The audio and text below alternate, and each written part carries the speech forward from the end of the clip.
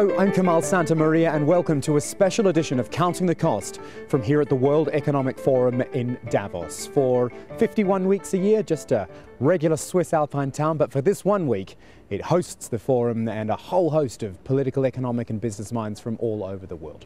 Let's say from the outset though, Davos isn't about binding agreements and concrete deals. It's about talking, it's about networking, because you've got all these people in the one place at the one time. And so in that spirit, we decided to have a bit of a chat for this week's Counting the Cost. We got together with the World Economic Forum and got together a panel of 6 world leaders, economists and CEOs for a special one-off debate called The Economic Malaise and Its Perils.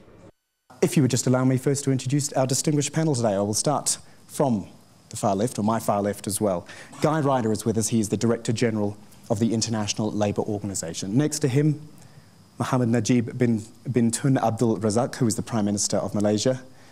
And to my immediate left, Jim Hagemann Snaub, who is the Chief Executive of SAP, the business software company. And then we carry on. We have the President of Iceland here, Olafur Ragnar Grimsson.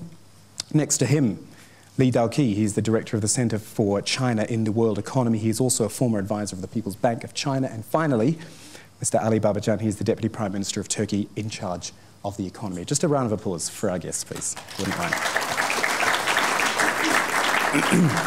Absolutely thrilled to have you all here, gentlemen. Thank you for your time. I think really the biggest focus of our discussion today has to be employment or unemployment, whichever way you'd like to look at it, because it is, I think, the biggest indicator of a health of a country. You know, markets aren't doing bad these days, but if you haven't got a job, that doesn't really mean anything. And there's timing here, of course, as we've been here at the World Economic Forum this week, and we heard as an example Spain's employment numbers come out. So I might start down with Guy Ryder from the International Labour Organization. 55% youth unemployment in Spain. 26% unemployment across the board there. It just keeps getting worse. And the thing which worries me when I look at this, and I'm sure it worries a lot of people, is that there doesn't seem to be a bend in the road there. You can't see when this could possibly get better. Your initial thoughts on just how bad this unemployment crisis is? Well, I think in the case of Spain, you've hit the nail on the head. The figures that came out this week are absolutely appalling. And you're quite right to say that there's no apparent turn in the road. You can't see the upturn. But I think whilst we're all focused, and understandably so, on Spain right now, we're faced with a continuing global jobs crisis. This is the point. I think many of us are warming up to the idea that there is a recovery in financial circumstances. As you've said, the intensity of the financial crisis does appear to be receding. But the problem is that job markets are giving different signals. We lost over 4 million jobs, 4 million more unemployed in 2012. For 2013, it's another 5 million, and it carries on. The horizon is not in sight. So I think policymakers need to take very, very quick action, full advantage of the space that perhaps financial improvement offers us to tackle the jobs crisis. Well, I hate to state the obvious here, but it's all self-perpetuating here. If you haven't got a job, or if there aren't jobs, the economy can't grow. And if the economy can't grow, it can't create jobs. And if jobs, and it goes on and on and on. Again, I go back to my point here that the desperation of people, if we bring it back to people every time, they can't see an end to this. Yeah. Well, that simple logic that you've set out was a logic that wasn't apparent to policymakers when we started applying austerity in Europe to tackle the financial crisis. If you'd have said that or been listened to 3 or 4 years ago, perhaps we might have been able to avoid some of the excesses of the job crisis right now, which, as you're indicating, is perhaps a definition. It's not the only element of the economic malaise that we face, but it's absolutely the quintessential centre of it all. Prime Minister, I feel we could spend the whole time talking about Europe if we're not careful. I would like to quickly get to Asia and actually tell me how bad or in fact how good it is there in comparison. Well, if there is one area, Kamal, which is a ray of hope, that's basically ASEAN and East Asia. If you go there, there's an air of optimism. You know, people believe that things are actually getting better. In the case of Malaysia, we are at the heart of ASEAN. And there's full employment in Malaysia. 3.1% unemployment, which is considered full employment. What do you do differently there? I think we realized that, coming out of the Asian financial crisis in 1997, we recovered. We were growing, but we were growing slowly, you know, at 3-4%. And we were in the so-called middle income trap. We needed to have a breakout strategy. So we came up with a new economic model. And that was the key to it. A planned transformation in a very comprehensive way. And that created a huge jump in private investment. And that's really the engine of growth. I mean, you talk about creating jobs. It's really revitalizing the private sector, because the private sector will provide jobs. And as a result, we've created, you know, more than 300,000 new jobs in just a few years. So things are looking up, and we've proven that you can actually do it. Lee Dalkey, why don't I bring you in whilst we're talking Asia? China is a different sort of kettle of fish, if I can put it that way. It is such a huge economy. We still consider it an emerging economy, however. And the fact is, and I don't know if I can so much apply this to employment, but certainly economy-wise there is a slowdown. That can't be denied now. There is a slowdown there. How does China avoid any sort of real slide? Well, to begin with, I really want to emphasize one thing, that despite all the problems in Europe, in the US, in some parts of the Middle East, we should keep our big picture. The big picture today is very simple. That is, never before in history did we observe billions of people who were very poor now suddenly find ways to improve their lives, right? In China, in India, in other parts of emerging markets, and also technology. Technology is doing a revolution. I call it quiet revolution, right? So many smartphones are being used by poor people, right?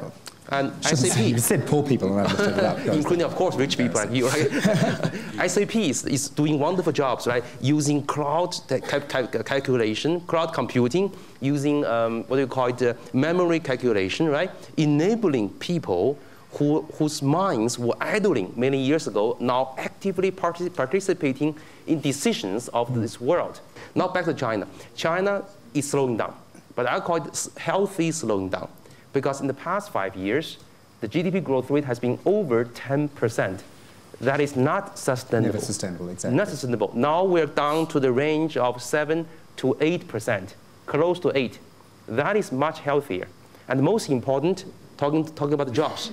Despite it slowing down to 7.8% last year GDP, China last year had almost a record year of creating new jobs. 12 million new jobs were created. Usually, if there are 9 billion jobs created, we're happy as economists. Last year, 12 million jobs. What's going on? I think very simple. The private sector is now becoming more active in the service sector. Service is the area creating jobs. Manufacturing per se is not a big spot of creating jobs. Look, in the US, manufacturing only accounts for 11% of jobs. Service, including various supporting services for high-tech companies, that's the area of creating jobs. And private investments in this area they are most important. Okay, seeing as you've talked about technology and you mentioned Jim, I'll bring in Jim now from SAP. Do you agree with that? A sort of quiet technological revolution which could have a very big impact on jobs, quite simply? Absolutely. I mean, if you look at the last 20 years, we've seen companies and countries focus on productivity improvement, standardization of processes. That's how we got successful. And also we've seen a labor arbitrage movement which created a lot of jobs, in particular in manufacturing and services in Asia. Now, you can only go so far with labor arbitrage. This will always level out eventually. And I think what we are standing right in front of now is the next wave, which is a technological-driven revolution. It's partly, as Mr. Dalkey said, it's about, for the first time in history, we have instant access to billions of people. This technology is affordable. We will now start a revolution of automating jobs rather than having labor arbitrage. And that's why I think the growth rate in a traditional sense will go down also in Asia. But it fuels a new opportunity where I don't think it's about scaling large companies. It's about enabling people to take advantage of the fact that they can reach people everywhere in the world. They can create their own jobs, their own companies, and we need to foster these entrepreneurs. And what I want to touch on, we won't do it just now because I've got a couple more questions, but is the idea, and it's the reverse of what you've said, that technology can actually take away jobs. I'm going to come back to that one in a moment in time. Mr. President, I wonder if I could bring you in here. I did a little bit of research and looked at some unemployment numbers for Iceland. End of 2008, you had around 1% unemployment, and then when things got bad, it got really bad, and it got really bad really fast. We're talking 8% unemployment in a matter of months, 6 months perhaps. As a leader, tell me and tell our audience how you confront that. Because this is what other countries in Europe and around the world are looking at. They're looking at this number and they're thinking, how on earth do I deal with that? I think the most important aspect of our solution after the crisis was that we were fortunate enough to realize that this was not just an economic crisis. This was a profound social and democratic crisis. It was more about people than about banks.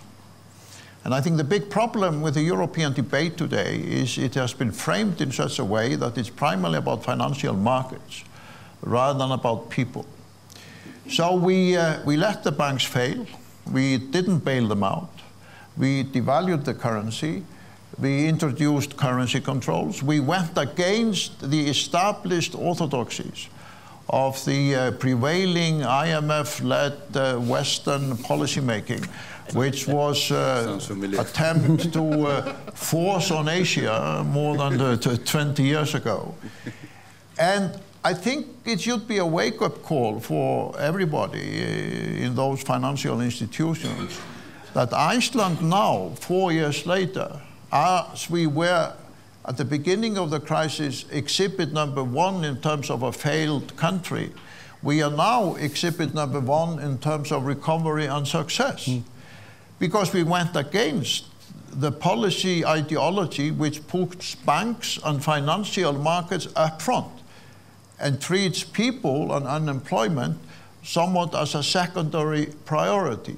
So now, 4 years later, we have 3% annual growth. It's low by Chinese standard, but it's pretty successful compared to most European countries. The unemployment now is 5%. Yes. Which is perhaps higher than we would like it to be given how it was for a number of decades, but it's a colossal improvement compared to the state of affairs in the first year after the crisis. And I've often said, why are banks treated as the holy churches of the modern economy? What's the difference between a telecommunication company and a bank in terms of providing social well-being and healthcare? Turkey, and I'm making a horrible generalization here, but it's not a country we hear about much in the economic crisis. We were discussing before the panel how you're bridged between Europe and Middle East and dealing with so many different things. How have your policies there impacted? How have they kept things in check in Turkey or otherwise? Well, for every stage of the crisis since 2007, 2008, what we have done in Turkey is putting confidence at the center of our policies. Whatever is needed to secure confidence with our consumers, with our corporates, and with our financial sector, we have done that. But growth came from private sector activity. Private consumption, private investments. Government spending, in our case, had no contribution to our growth. This high growth, together with targeted labor market policies, helped us also to generate jobs. What we have done, for example, was for those who lost their jobs for the last 6 months, we reduced the cost of entry for them to get back to the job market. We simply, as the Treasury, paid the Social Security premium for those who have been unemployed for the last 6 months, if they got a job. For young people up to age 29, and also for women, if they were getting into the job market for the very first time, we again paid the Social Security as the Treasury, so that the employer didn't have to bear the costs. We started vocational training programs. Hundreds of thousands of young people got into those programs. And for every day, that they joined the program, we paid them about $10 or so that they can cover the cost of transport and lunch and so forth. For vocational training... So that's good. So I'll interrupt you there just quickly. That to me sounds like the kind of practical thing. Like, exactly. Because a young person might go, I can't afford to catch the bus, or I can't, you know, those are the things which mount up. Those are the types of, when we talk about policy, an actual practical thing which the person can see. They're not just hearing a politician talk about it. Exactly. And also for example, for practical training, if a young guy got a job, for the practical training period in a factory, we paid the salary for the first 6 to 9 months. So that employer and employee gets to know each other, and if the employer likes him or her, they can continue. Just then people ask me, okay, what about investments? With austerity, how did you do the infrastructure investments? And the answer to that was PPP. We involved our private sector heavily for the required investment projects.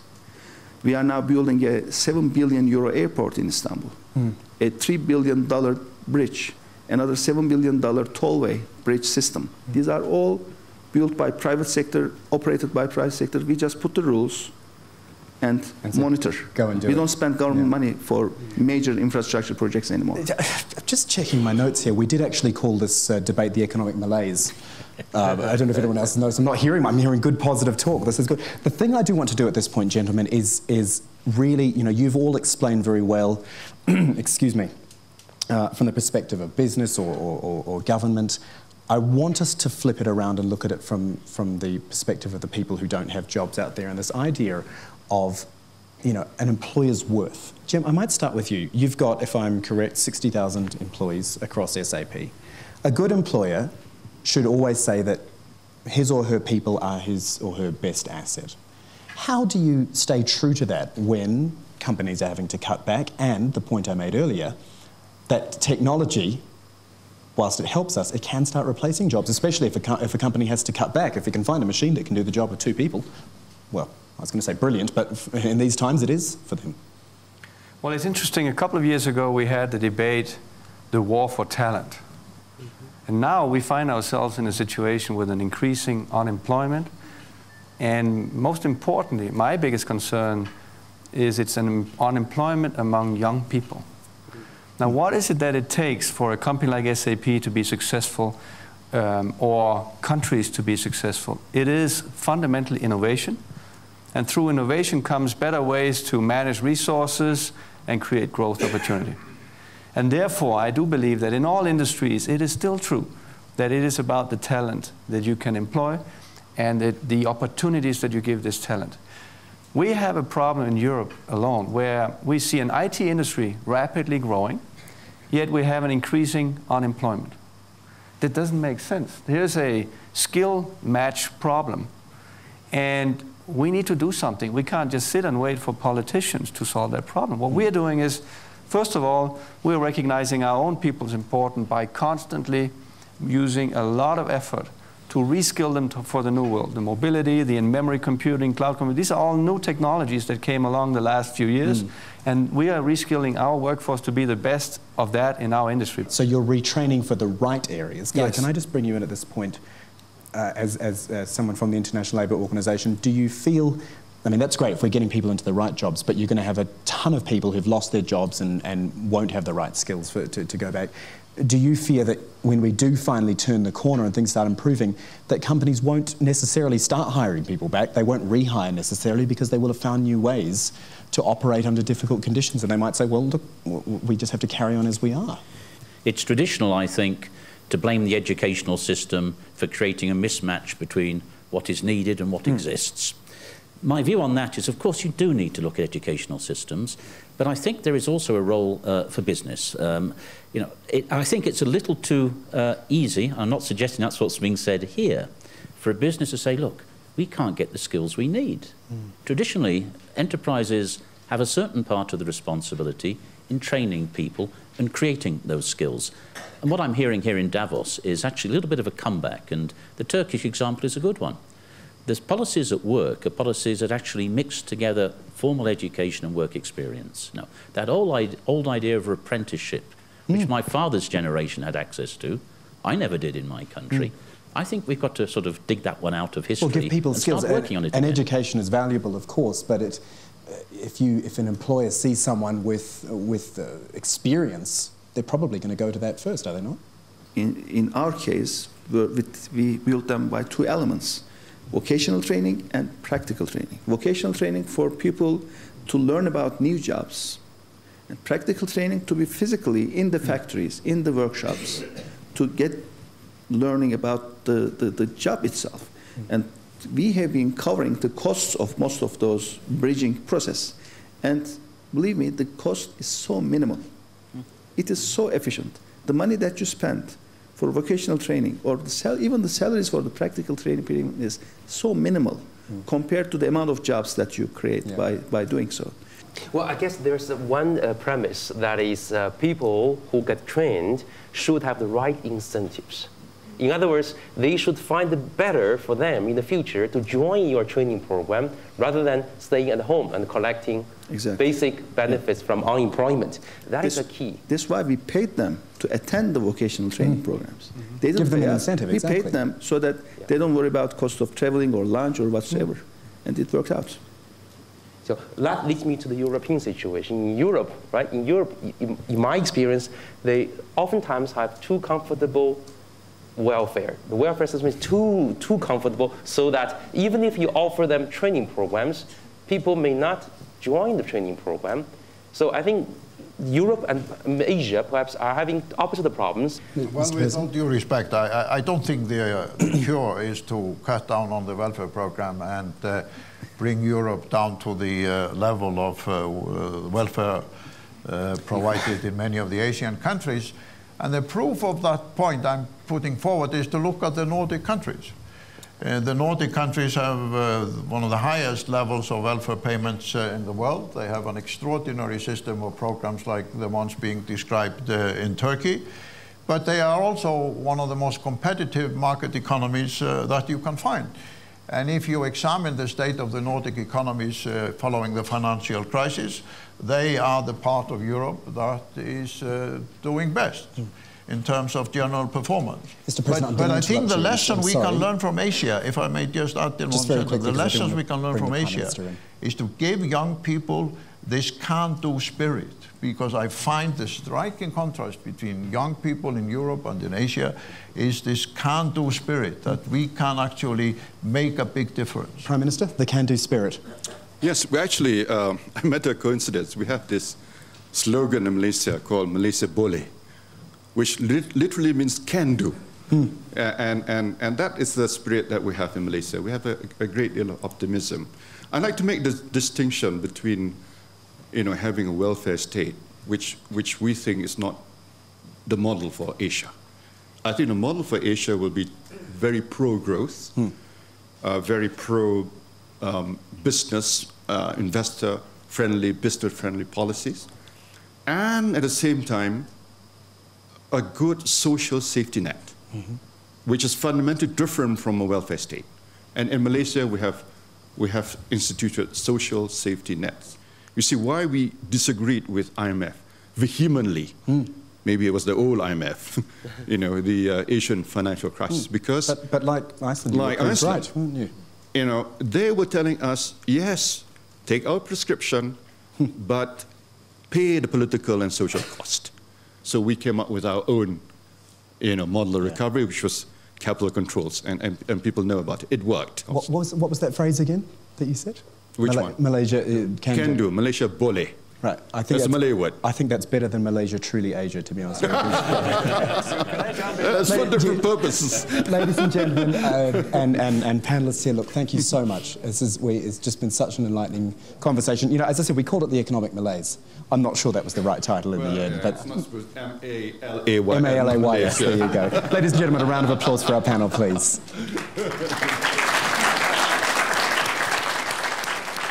Yep, a fascinating debate it was, and really one of the beauties of Davos, other than the stunning scenery around here, is that you can actually talk to such a range of big players in the one room at the one time.